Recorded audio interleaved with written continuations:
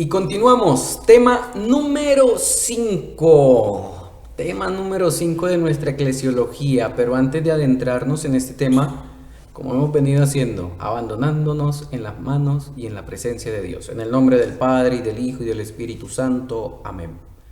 Vamos a pedirle a Diosito Santo que sea Él quien derrame su Espíritu Santo sobre cada uno de nosotros, para que nos ayude a entender un poco más acerca de nuestra iglesia, de nuestras raíces, de nuestro origen, de nuestro fundador, de quién es el que la dirige, quién es el que la mueve. Pidámosle a Diosito Santo que siga derramando su Espíritu Santo sobre cada uno de nuestros corazones para seguir entendiendo cada día más y más acerca de su iglesia. Esto se lo pedimos por Jesucristo nuestro Señor. Amén. Sean todos bienvenidos, quien les habla, el Padre Juan Carlos, y estamos viendo eclesiología. Hoy comenzamos ya el tema número 5. Nos disponemos entonces para adentrarnos a este tema. Jesús y la iglesia. Ese es el tema que vamos a tratar de entender, de estudiar el día de hoy, para profundizar un poquitico más. Recordemos que la iglesia es ese pueblo de Dios que tiene su origen dentro del proyecto de Dios. Es Dios quien tiene este proyecto, no es el hombre. La iglesia comienza a reflexionar partiendo de una realidad de Jesús, Cristo, viéndolo a Él como el centro, la razón de la iglesia. La iglesia en Jesús existe para dar testimonio de Jesús. Eso vamos a tenerlo bien claro porque más adelante vamos a volver a recordar un poquitico estos puntos. La iglesia, volvemos a refrescar, es esta nueva alianza, es este nuevo pueblo de Dios. Continuadora de la misión del Hijo encarnado, es decir, continuadora de esa misión de Jesús. La interrogante, y esto todavía lo escuchamos nosotros hoy, sí, todavía lo escuchamos. ¿Fundó o no fundó? Históricamente, ¿Cristo fundó una iglesia? Si nos vamos desde el punto de vista de la apologética, recordemos que la apologética es la defensa de la fe partiendo de la misma palabra de Dios. Viene y nos dice o nos enseña la misma palabra de Dios, Mateo 16, 13, 18. Tú eres Pedro y sobre esta piedra edificaré mi iglesia. Estamos viendo entonces cómo apologéticamente podemos decir que Cristo sí fundó una iglesia.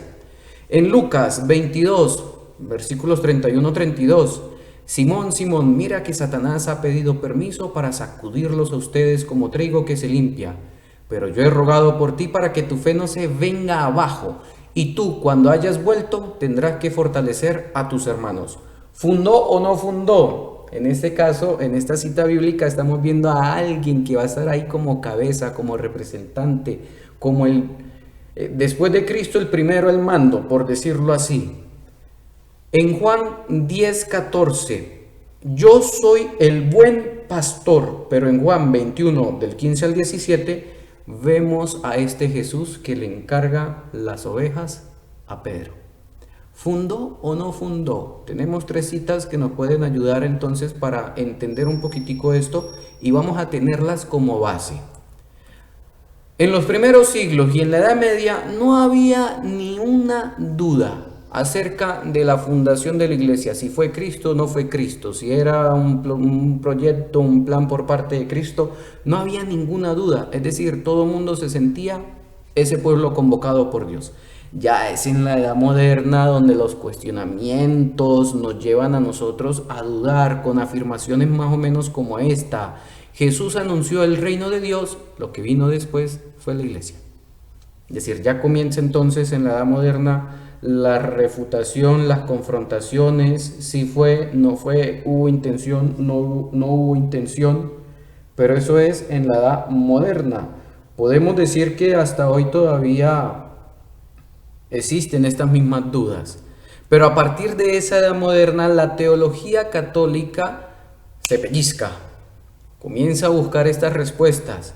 El hoy bueno de la Fuente nos habla acerca de estas posiciones o nos enfatiza, nos matiza ciertas posiciones, 3 posiciones. La primera, algunos autores no excluyen la noción de fundación. Es decir, no excluyen la noción de fundación, si la fundó, si no la fundó, con intención, sin intención, no excluyen, ¿sí? No excluyen esa noción de fundación, porque es una realidad, la iglesia es una realidad que puede venir después de la Pascua, prepascual. La segunda posición nos dice, otros refieren a hablar directamente de una iglesia fundada en el acontecimiento Cristo. Es decir, es una línea que nos dice que Jesús no fundó en vida una iglesia, pero con su predicación y actividad puso los fundamentos para la aparición de la iglesia.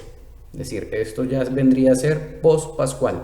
Cristo vino, hizo, enseñó, pero después de que el Señor muere y resucita, ahí surge la iglesia. Es la segunda posición, post-pascual, para que la tengamos nosotros también muy clara, muy presente. Y tenemos la tercera posición, que es al presentar a Jesús como fundamento, se puede indicar tan solo que Jesús se encuentra en el origen, en cuanto que la iglesia nace de la dinámica iniciada por Jesús.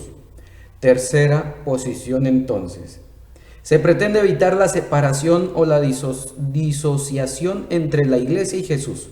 Pero se afirma de que Jesús pretendía, o de que lo que pretendía Jesús era una creación escatológica de Israel por parte de Dios, que no es plenamente idéntica con la iglesia posterior. La creación de una entidad nueva quedaría fuera de las pretensiones de Jesús. ¿Entendimos? Yo sé que esto es un enredo. Vamos a volver a medio refrescar aquí. Tres posiciones entonces. La primera, no excluye la noción de fundación por parte de Cristo, es decir, Cristo ya venía con la intención de fundar. La segunda, que es un acontecimiento Cristo. Cristo viene, quizás no con la intención de fundar, pero enseña, deja fundamentos que esto lleva a una fundación posterior. Y la tercera, que aquí hay como una contraposición, que Cristo viene a continuar esa iglesia, ese pueblo llamado por Dios, pero de una forma diferente. Es decir, Cristo con una dinámica diferente comienza a fundar una nueva iglesia.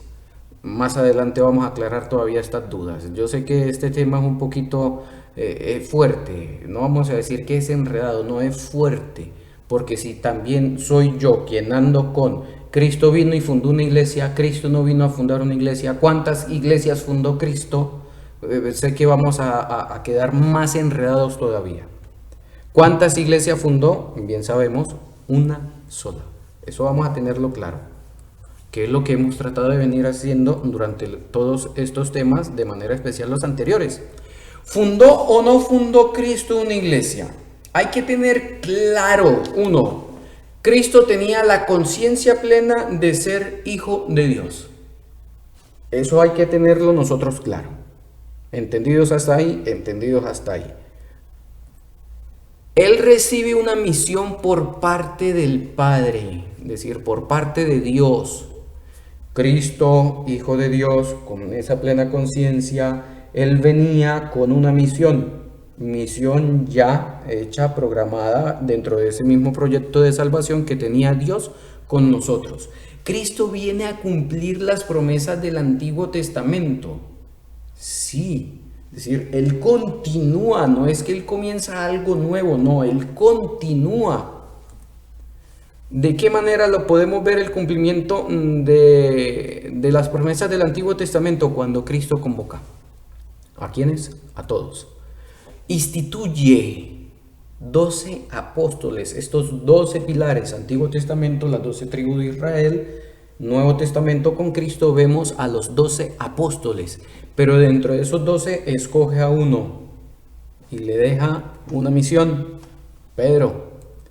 Todo esto para esta preparación de la iglesia. Pero ya va, no nos adelantemos a los hechos. No se puede concretar su intención en una palabra o en un hecho. No porque Él haya hecho todo esto, vamos a decir entonces nosotros, si vino con la intención de fundar, si vino o no vino, Recordemos que la intención de Jesús, la intención de Dios, la intención del Espíritu Santo es que cada uno de nosotros alcancemos algún día la salvación. Dentro de la iglesia, ciertamente vamos a estar más en contacto con nuestro Creador. Vamos a verlo entonces desde una continuidad histórica. Esta continuidad histórica nos muestra a una iglesia y a un Jesús. La misión de la iglesia es la misma misión de Jesús. ¿Cuál es la misión de la iglesia? Que todos nosotros nos salvemos. ¿Cuál es la misión de Jesús? Hacer que nosotros nos acerquemos también a buscar esta salvación. Refresquemos, lo hemos venido casi que tocando en todos los temas anteriores, la Lumen Gentium, que es lo que nos dice acerca de la misma iglesia, cómo nos muestra la Lumen Gentium la iglesia como un sacramento de Cristo. Sacramento, un encuentro personal con Dios por medio de un signo sensible que nos hace santos. La Lumen nos viene a hablar acerca de ese misterio. Recordemos que el término misterio no es como eso inconocible, no, es partiendo de la iniciativa de este proyecto, de este plan de salvación de Dios. El misterio de la iglesia está contenido en su fundación. ¿Quién percibe todo esto o de dónde lo percibimos? De la Santísima Trinidad. Y cuando hablamos de misterio, volvemos a refrescar, hablamos de ese fruto, de esa iniciativa divina. Es Dios quien tiene todo este plan montado con todos y cada uno de nosotros. Esta es la continuidad histórica. Si funda o no se funda en la historia, lo que sí sabemos es que la historia comienza entonces con este plan o con este misterio divino. Es Dios quien tiene ese proyecto. La iglesia. ¿Qué es la iglesia? Es ese espacio donde podemos conocer al mismo Jesús. Eso sí creo que lo tenemos claro, ¿cierto? Si me acerco a la iglesia es para conocer al mismo Jesús. ¿A cuál Jesús? A ese mismo Jesús quien puso la semilla de lo que es la iglesia hoy. Sí, ese mismito. Ese mismo que nos habla acerca de un reino de Dios y ese mismo Jesús que nos habla y nos recuerda la iglesia.